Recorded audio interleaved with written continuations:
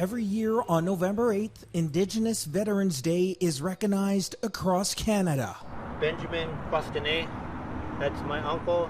And for a son and nephew of Indigenous veterans who served in the Second World War, this time of year brings up memories of stories his father once told him. When we were overseas, we were one of the guys, part of the group, and then when we came back home, we were back to being Indians and more or less we're treated as Indians and, kept on reserve. Tsawout First Nation member Kelly Underwood takes this day of remembrance with pride and uses it as a tool to educate those who didn't realize the hardships many Indigenous veterans faced during the war and when they returned home.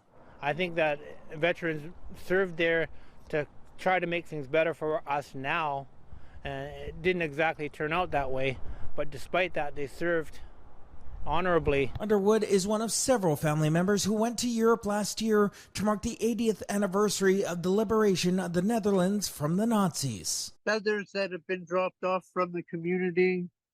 Like I said, the baby boots, very, very important. David Calusi from the Tsawout Legion has been campaigning to have Indigenous-style wreaths displayed at legions across Canada, but says he hasn't had any success because of the organization's strict traditions and protocols. I think that the things from the past have to be forgiven, not forgotten, but forgiven and managing in a new way. So Calusi's Legion gathered a day early to honor Indigenous veterans with their wreath on full display at their new cenotaph. I believe that sometimes the veterans have been forgotten very often, and they get celebrated for one short day.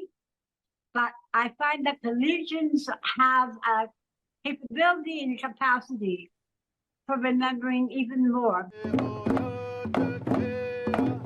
This year, the Department of National Defense has authorized the wearing of Indigenous crafted poppies on Canadian Armed Forces uniforms during Remembrance Day, saying it made the decision to honor First Nations, Inuit, and Métis peoples who served this country. Join us for our live Remembrance Day coverage starting at 10:30 a.m. November 11th, Tuesday. Paul Haysom will have a couple of guests in studio, and we'll also have reporters covering events around Vancouver Island. You can watch it right here live on Check and on Check Mobile.